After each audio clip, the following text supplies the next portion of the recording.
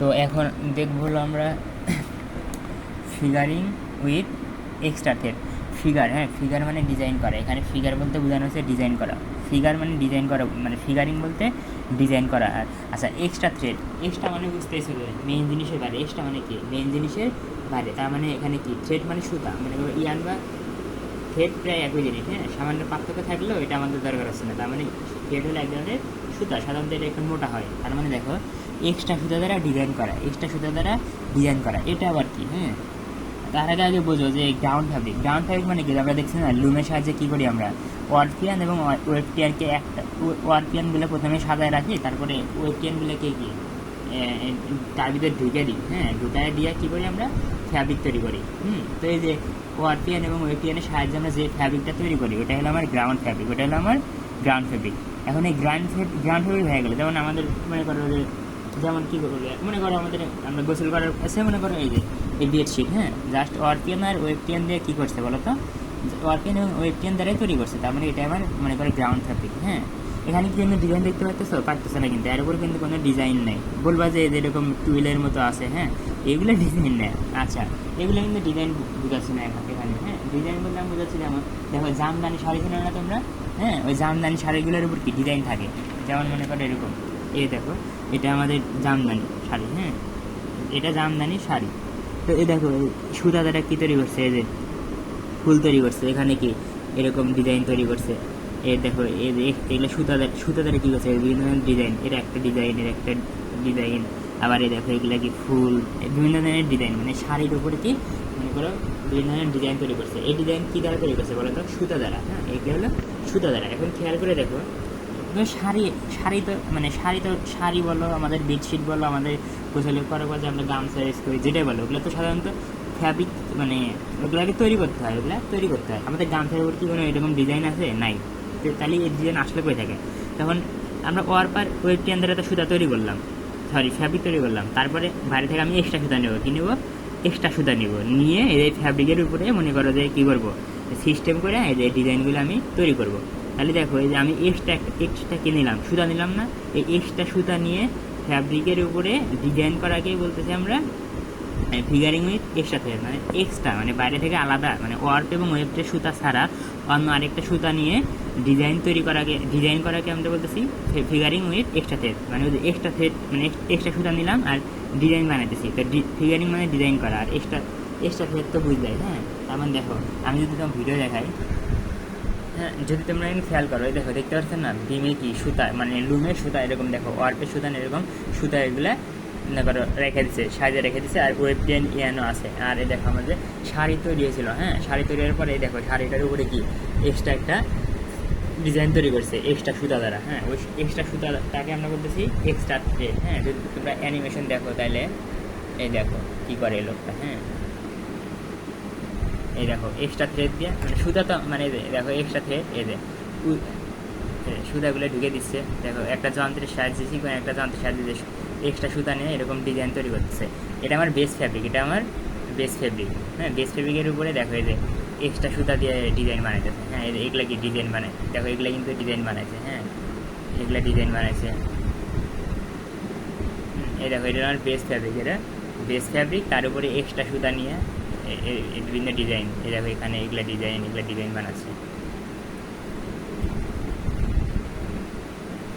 দেখো এই যে এক্সট্রা সুতা নিয়ে কি, মানে এক্সট্রা সুতা নিয়ে এই মেইন যে গ্রাউন্ড ফ্যাব্রিক ছিল, মানে মেইন ফ্যাব্রিক, গ্রাউন্ড মানে মেইন বা প্রধান, হ্যাঁ, প্রধান ফ্যাব্রিকের ভিতরে ঢুকে দিতেছে এক্সট্রা সুতা, ঢুকে দিয়ে এরকম দেখো এই যে ডিজাইন তৈরি করতেছে। আর ওটা তো দেখলে ওগুলো আমাদের বোঝার দরকার নেই। হ্যাঁ, এইভাবেই তো আমরা জানি না, এই যে দেখো এইভাবে আপ ডাউন করে মেইন ফ্যাব্রিকটা বানাই। হ্যাঁ, তার মানে কি বুঝলাম যে মেইন ফ্যাব্রিকের উপরে আমরা কি ডিজাইন তৈরি করি, এক্সট্রা সুতা দিয়ে। এই দেখো এক্সট্রা সুতা দেখছো, ওই দেখো এক্সট্রা সুতা, ওই টান দিলে এক্সট্রা সুতা, এই এক্সট্রা সুতাকে আমরা বলি এক্সট্রা থ্রেড। আর এটা দ্বারা বিভিন্ন ফ্যাব্রিকের উপরে আমরা কি ডিজাইন তৈরি করি, এটাই বলে যে এক্সট্রা সুতা দ্বারা ডিজাইন তৈরি করা। আর একটু যদি ভালো করে খেয়াল করে দেখো এক্সট্রা সুতাগুলো ফ্যাব্রিকের উপরে আছে। হ্যাঁ, এগুলো পরে কেটে দিবে আর কি।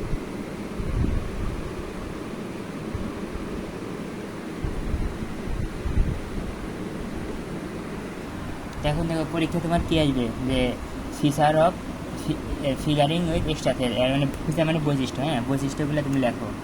তো দেখো ফিগারিং মানে কি, figuring design by interlacing the extra thread with ground fabric. ওদের গ্রাউন্ড ফ্যাব্রিক তো দেখলা, গ্রাউন্ড ফ্যাব্রিকের ভিতরে কী করলো বলো, ইন্টারলেসিং মানে কি একটার ভিতরে আরেকটা ঢুকে দেওয়া, তাই না? ওই যে একটা যন্ত্রের সাহায্যে এরকম করে গ্রাউন্ড ফ্যাব্রিকের ভিতরে ঢুকে দিল না, ওটা হলো ইন্টারলেসিং। তার মানে কী করতে হয় বলো তো, ওই এক্সট্রা থ্রেডগুলো কী করতে হয়, মেইন ফ্যাব্রিকের সাথে ইন্টারলেসিংয়ের মাধ্যমে আমরা এরকম ডিজাইনটা করি।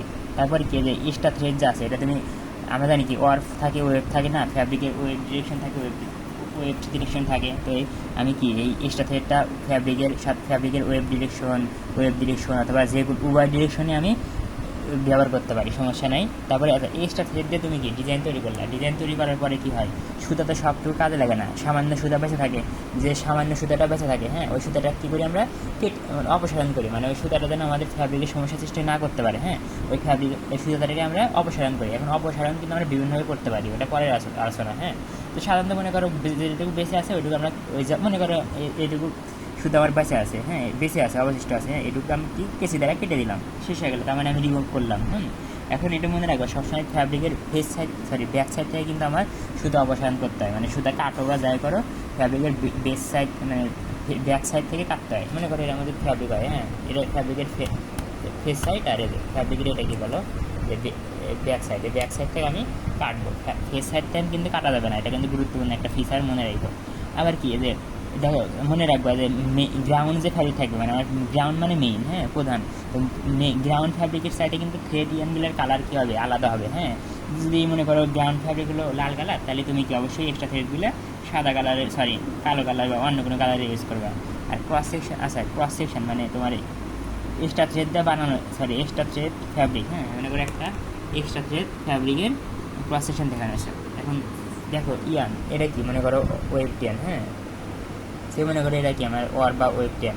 তুমি যদি উপর থেকে দেখো তাহলে কি গোল দেখতে পারতেছো না, তাহলে কিন্তু কি গোল দেখতে পারবা, আছে দেখতে পাচ্ছ না, এটা খেয়াল করো, এই দেখ তাহলে কেমন দেখতে পারবা উপর থেকে, মানে এরকম সাইড যদি দেখো তাহলে কি গোল দেখতে পারো না। তো এই যে ইয়ানের ক্রস সেকশনকে আমরা এরকম গোল দ্বারা প্রকাশ করি। তো দেখো আমরা জানি কি একটা ইয়ান আরেকটা ইয়ানের উপর দিয়ে যায়, তাহলে এই গোলগুলো মনে করো আমার ওয়েব টিয়ান, গোলগুলো হলো আমার ওয়েব টিয়ান, আর এই যে এটা হলো আমার ওয়ার টিয়ান, এই যে এই ওয়ার টিয়ান দেখো এটা এটা এটা এটা এটা হলো আমার ওয়ার টিয়ান। তাহলে এই দেখো খেয়াল করো এই উপরের একটা ওয়ার টিয়ান এভাবে যাচ্ছে, আর নিচের এটা কি আরেকটা ওয়ার টিয়ান। আচ্ছা তো যাই হোক এগুলো প্রসেসিং দেখাইছে। আর এই যে ইন্টারলেসিং, আর দেখো এক্সট্রা থ্রেড কোনটা, এই যেটা দেখালাম এরা, হ্যাঁ এটা হলো আমার এক্সট্রা থ্রেড। আর এই যে এক্সট্রা ইন্টারলেসিং মানে কি, দেখো এটা হলো ইন্টারলেসিং পয়েন্ট মানে কি একটা আরেকটার ভিতরে ঢুকে দেওয়া, এগুলো তো আমরা এই যে ইন্টারলেসিং পয়েন্ট, এগুলো তো নতুন করে দেখানোর কিছু না, এগুলো তো সব আমরা জানি। হ্যাঁ এই যে একটা ফ্যাব্রিকের সাথে মানে একটা ফ্যাব্রিক, দাঁড়াও ভিডিওতে সমস্যা হচ্ছে, ইন্টারলেসিং পয়েন্ট কি দেখা যায় না কেন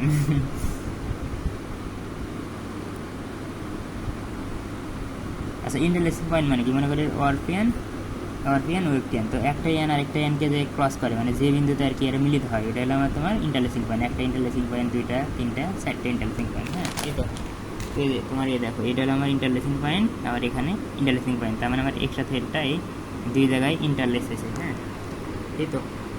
আর মনে রাখবো এই ডিজাইনটা আসলে মানে এক্সট্রা থ্রেড দ্বারা আমরা সাধারণত জামদানি শাড়ির উপরে ডিজাইন করে থাকি। হ্যাঁ এখন method of removal of surplus figuring thread মানে কি, যে থ্রেড দ্বারা কি ডিজাইন তৈরি করা হয়, মানে ওই যে আমাদের যে দেখলাম এক্সট্রা থ্রেড দ্বারা ডিজাইন তৈরি করলাম না, তো এই এক্সট্রা থ্রেডটাকে আমরা বলতেছি ফিগারিং থ্রেড, সমস্যা নয়। সারপ্লাস মানে কি, সারপ্লাস মানে তো বোঝোই অবশিষ্ট বা কতটুকু অবশিষ্ট রয়ে গেল, তাই না?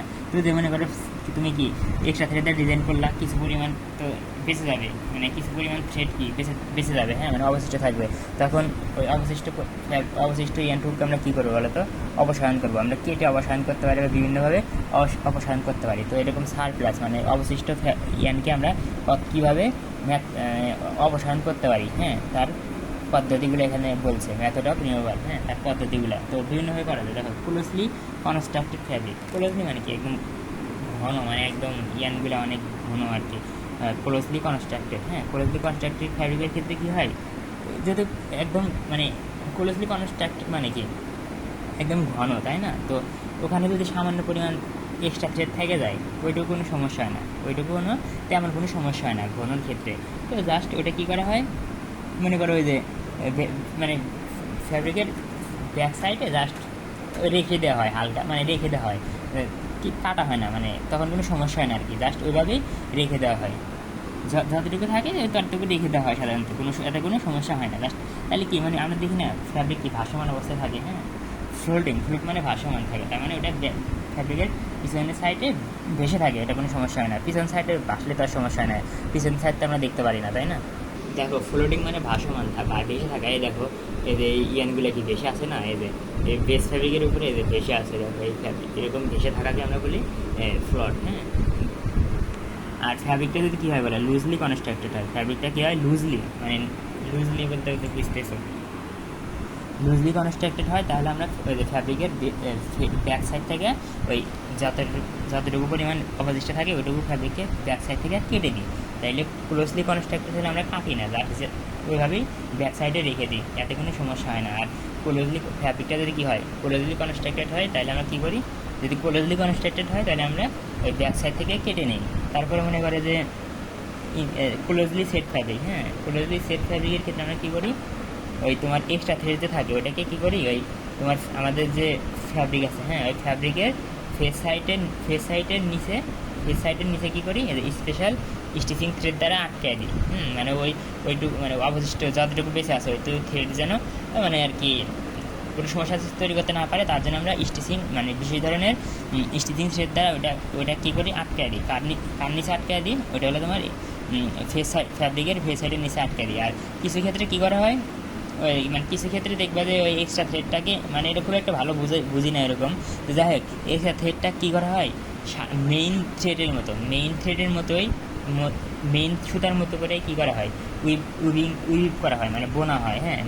মেইন সুতা কি উইভ মানে কি বোনা, মানে এই যে মনে করো এইভাবে ওয়ার পেনগুলো রেখে দিলাম, তার ভিতর দিয়ে ওই পেনগুলো প্রবেশ করালাম, এরকম ওরকম করে ওরকম করে কী করা হয় এক্সট্রা থ্রেডগুলোকে ইউজ করা হয় আর কি, নির্দিষ্ট জায়গায়, সব জায়গায় না, যে কিছু কিছু জায়গায় এরকম করে ইউজ করা হয়। এটা একটু করে নিও তাহলে পারবো আর কি।